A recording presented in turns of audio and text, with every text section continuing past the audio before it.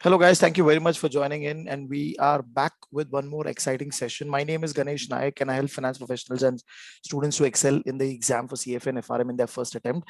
And today I'm back with my one more exciting video where I'm going to be calling one of my students to discuss about his experience about the FRM exam, CBT exam. And today I have with me Dave. He's been able to sit for this exam in May, and we'll start with his discussion about what has been his experience. So Dave, before we start, can you give the audience your introduction? When was the exam, and what was your location for the exam? Yes. So hi, sir. Nice to meet you after a long time. And yes, my name is Dave, and I work for a tech-driven firm in Dubai, United Arab Emirates. I have been working here as the performance analyst at the CEO office for the past 2.5 years. I gave my FRM Part 1 in November 2019, and recently in May 2021, I gave my paper-based exam for the FRM Part 2. Yeah. Paper-based exam. Okay. So now due to the Yeah. level 2 exam in Dubai. Okay. Now the experience that you had, because see, there was COVID everywhere and there were a lot of restriction in terms of Yes.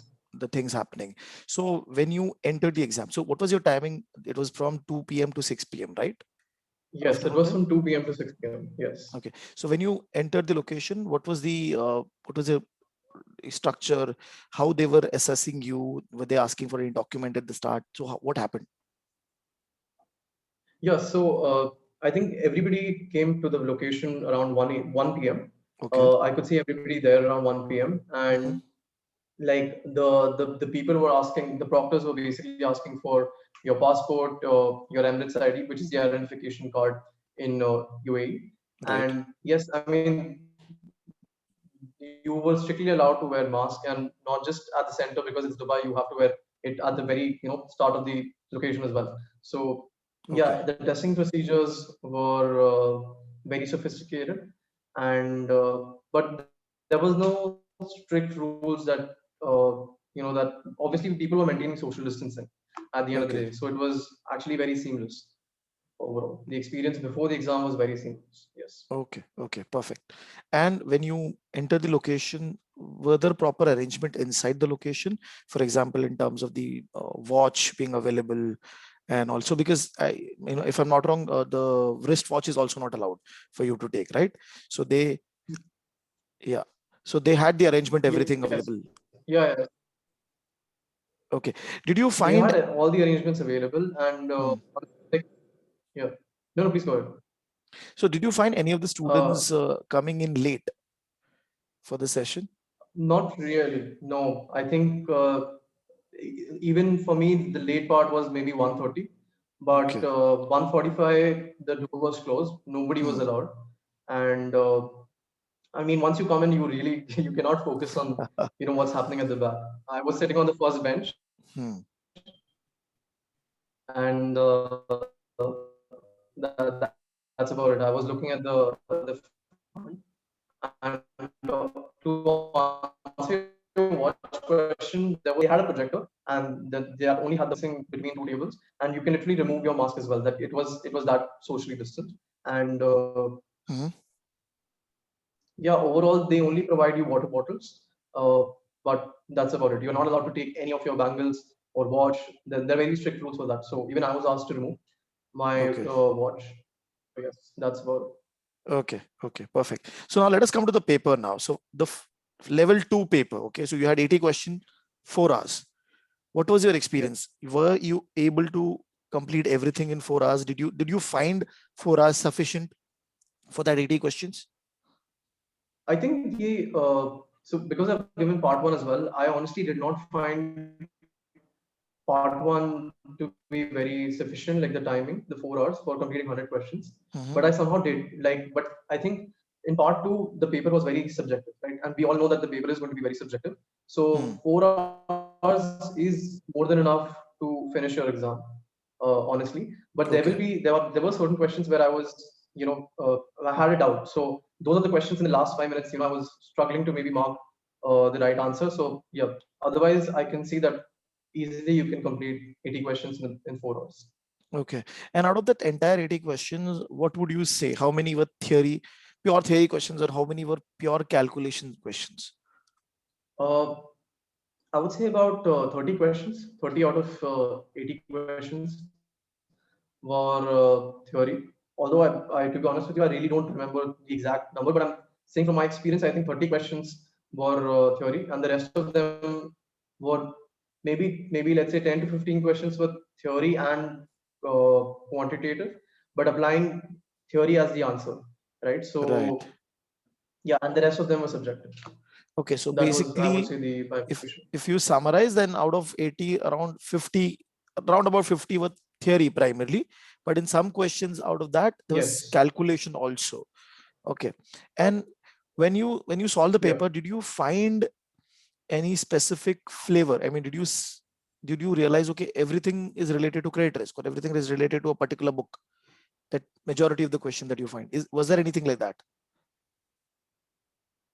Yeah, so I mean, to expand on that question, I think for me when I was doing the sample papers, there was a set structure that I could see that okay, starting they'll ask probably market risk, then they'll go ahead with credit risk, like how the LOS flows.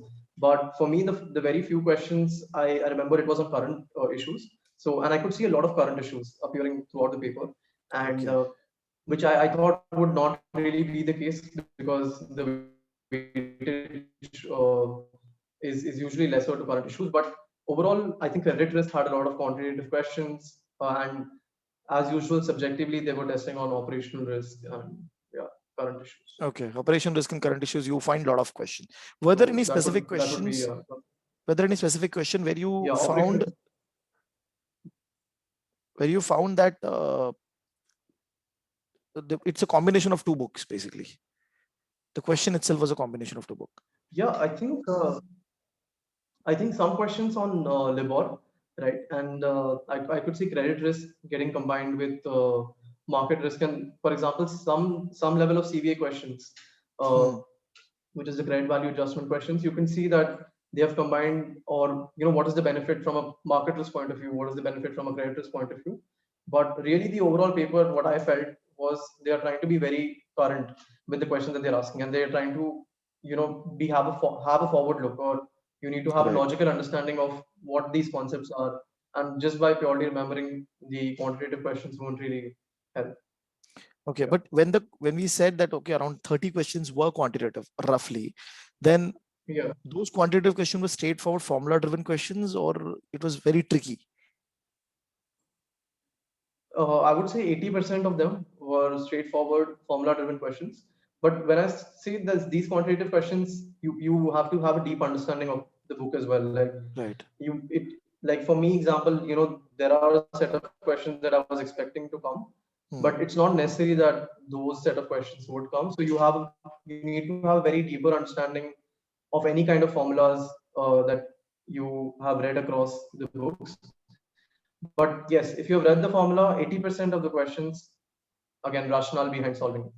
I would go with that. Yeah. Right. So you would at least be comfortable if you know the formula. That out of that quantitative question, 80% is what you would be comfortable. That is what you're saying, right? Okay. 80% is would be very easy for you to solve if you know the formulas properly. Okay. So around about 24 question is fine. 24 question is you'll be good. Now come to the let us more go to the deep into the theory question. Now when we are saying theory question, so again say let us talk about operational risk, because it's very lengthy. Okay, so during that experience of your solving, did you find anything straightforward coming, or is it basically scenario based, case study based kind of structure the questions were having? So I would say it was case study based, but how you see it on the sample paper, probably the questions on operational risk were not that huge. But there was a case study, but it was a short case study on operational risk, and questions were not straightforward. Honestly, the questions were not straightforward, and there were tricky options. And you feel like, okay, this might be the right option. Probably, the other one was actually the right option. So I think again, it's in operational risk, it is very important to go through the content at least twice or thrice. Right. Now let me go towards the credit risk piece. Now in the credit risk piece, I hope you remember, like there is a section of topics which are very, very related, like counterparty risk or securitization, right? Yeah. But there are also difficult topics, that rating assignment methodology, then those kind of stuff where you need to read a Yes. lot. So did you find the overall credit risk based part, did you find very tough questions coming into that?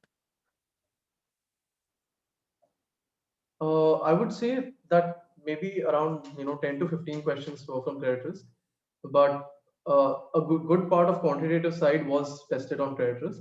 Because obviously subjectively, so I want to just keep it for operational risk, and you want to confuse the probably the student with the questions etc. on operational risk, but Right. with credit risk there were some straightforward quantitative questions, but overall I personally did not feel that it was that difficult on credit risk. Yeah. Okay. So any of the book which you were worried about before the exam, that you felt, okay, I might not be able to answer properly, and something different happened in the exam?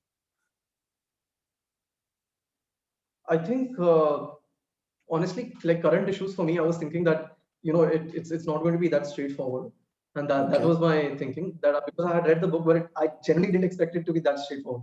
So the question, like my one advice to the listeners would be that just go through the current issues book very carefully, and these are the bonus questions which you have to score, and you have to score 100%. There's no margin of error that you can take with the current issues.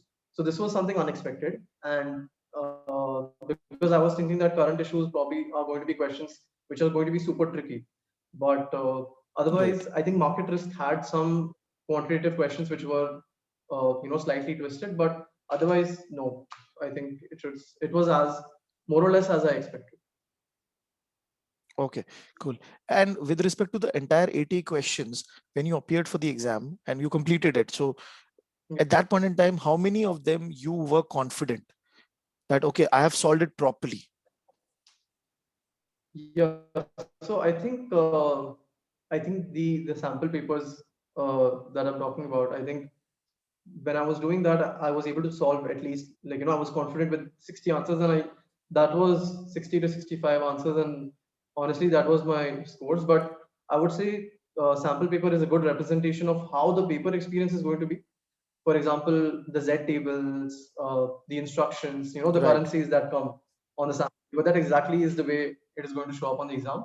But Right. for my paper, I can say around 50 questions. Yeah, 40 to 50 questions. I was definitely confident that I Right. think my Okay. answer is the right one. So Yeah. let us take that number as 50, but the rest 30, out of that rest 30, there has to be some questions where you solved, but Yeah. you were not confident, in the sense, out of the two options, you were not able to identify. How many of them? Yes. A rough number. I think I would really say maybe 10 to 15 questions where I was able to eliminate two of the options, and Okay. I was there with the rest of the two. So yeah, my approach was maybe to have a more, when in such situations I usually take a logical understanding. For example, there was a question on CVA which was actually very difficult because it was not just quantitative. It applied theory, quants, and then you need to understand a higher CVA or a lower DVA. So, and then there Right. was numbers as well. So I think in such situations I felt the logical part of the logical route of solving the question would make more sense. Perfect. Okay. Now, I'm just going back towards your preparation time.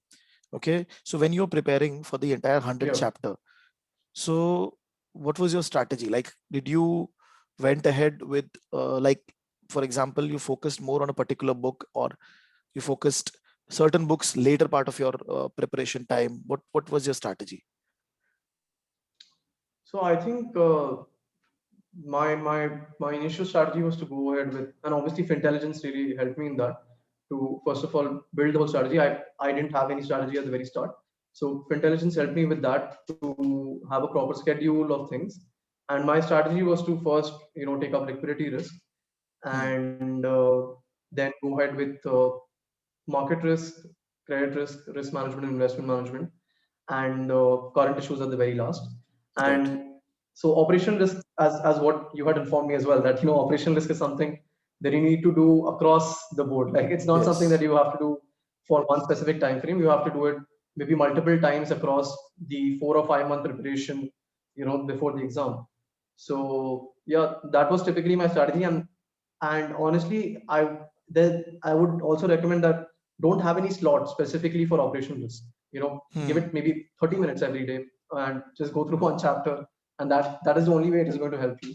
Right. Otherwise, it's not like if you do a slot, then you're going to remember operational risk throughout the paper. That's not going to help you. So actually, when you prepare for level 2, also the major bigger problem is liquidity and operation because of the sheer number of chapters and sheer Yes. theoretical part. So if student is reading, for example, if he's going in the exam for November, and if he's reading everything in May or June, he's bound to forget about it. That's the reason you Yes. spread it across and you keep on reading it. It's like reading a novel. And obviously, when you reach before the exam, you get a lot of recall value. So before 1 month before the Yes. exam part, 1 month before the exam part, so you had done with all your reading, all your solving, right? Everything, Almost. yes. One month before the exam, and I think that was all thanks to the schedule. To be very honest with you, that was because the schedule really, had me focused that okay, I have to complete it, and you need to have that dedication that no matter what happens, even if you're not able to study for one day, you need to really follow the schedule. So, Hmm. and that's actually going to make or break the exam. So Right. I was able to finish it 1 month prior, and then it was again revision of the all the chapters, and probably some important concepts from credit risk, market risk. Hmm. And because see, at the end of the day, if like for example, there are some questions which are very easy in liquidity risk when you have to calculate the bid ask spread, or you have Hmm. to calculate the total Yes. liquidity adjusted BR. Yeah, so these are questions which will come as well, and Hmm. these are questions you can do it 1,000 times, but you know that you can get the right answer. So it's also about in the last 1 month to focus on concepts which you're not confident with. Right. Right. So that was And my strategy in the and the last one. Yeah. GARP sample paper that you had, okay, so you solved that before the exam. So what has Yeah. been your experience of that? So you found most of the questions similar in the similar format. At least the language was similar, right, for the exam that you appeared. The language was similar, and I think there were some questions that showed up as well on the Okay. exam. And I would say 3 or 4 questions showed up the exact same, obviously not the same numbers, but the exact same way that they've asked the question. The same question was there on the Okay. exam as well. But again, only thing it was that the guard I was solving the 2021 paper, and then I was solving the 2020 paper as well, and it's actually the It's same. almost same. So that is Yes. Yes. it's almost the same. Yeah. I know that So that that's was a been funny a thing. pain point now. So a lot of students, Yeah. they rely on that paper and they feel, okay, I have 2 papers to solve. And at the end they realize, okay, it's almost same. Yeah. So but the Yeah. entire So logic of giving you that paper, like you solved, so you have some comfort level when you see the exam paper. Okay, this is what I have solved.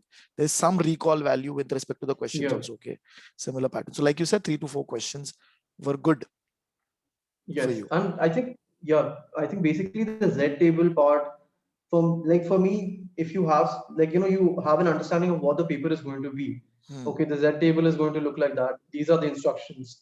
So that really gives you helps prepare for that exam experience as well.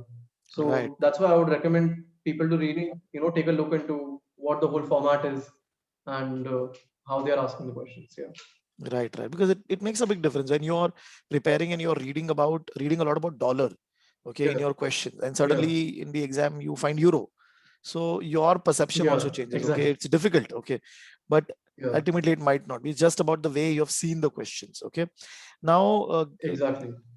with respect to the closure, okay, so you completed everything. You had the physical booklet. You gave that booklet. You also had a spare paper within that booklet for solving, or right, for the rough work, if I'm not wrong. This spare paper was, I think, at the middle of the booklet, Okay. but there was no spare paper given as such to me where Hmm. I can do rough work. But in the middle of the booklet, uh, there was spare paper for rough work. But I'll be very honest with you. Like in part two, you don't have to do rough work as such. Like Right. it's more about really subjective questions, and they are you can do it next to your question as well. Like that is the amount of rough work that you need to do. It's not going to be the whole page that you have to use, unless, I mean, that's my personal experience. Uh, there might be different experiences and different opinions on this, but for me at least, the paper question, the question that was there, and the space that was given, within that I was able to solve my quantitative questions. Right. So I So didn't have to use the 2 pages that were given in the middle. right, so primarily because it was very theoretical driven. See, when I gave the exam, okay, the pattern was slightly different. Yeah. Okay, but in the exam Yeah. time, I had so much time to think about my life also. I was, because there was questions I read, I realized I don't know the answer. So then I was just sitting and I was thinking, what is happening? What is my life doing? And all of that. And then again, I came back to the question. So there was ample amount of time for you to go through the content. Yeah. And if I tell you that when I gave you the exam, around 10 questions is about where I actually picked up the calculator. Not more than that. Yeah, For level exactly. 2.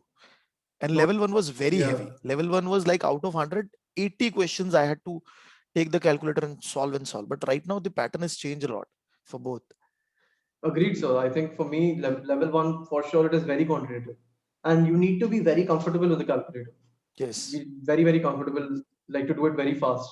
I think that would be a strong point in the exam as well. But you don't see that in level 2. Or level one. But you don't see that for you don't level see 2. that in level two. You don't see that for level two at all. I think there are some calculations which, if you're good at math in general, you can do it in your head. You don't even need calculations. You don't need the calculator for basic calculations. But obviously, I'll recommend to use the calculator throughout the paper. Right. So great. I mean, so this was a good discussion. I mean, people might have got a gist about what happened in that exam. What was the general thing? Your experience, some major problems that you might have faced in terms of question looking and all. So I hope this session is Definitely. useful for the audience, and they will benefit from the same. Obviously, the next time when the exam is going to happen is going to be computer based, and that is the first time when the level 2 is going to go for computer, right? Come CBT exam. But obviously the way and the pattern of the exam, the question format would more or less be same, right? So definitely this interaction would be helpful for the students in the future. And thank you, Dev. Thank you for putting in your time and sharing your experience with us. And we really appreciate that. And we'll see to it that in case if we have any other opportunity for more discussion in future, we'll definitely want you to participate in the same, right? So thank you very much for joining in. Yeah, thank you for your guidance as well, and happy to join in and guide anytime. So yeah. So thank you, Dev. Thank you. Bye.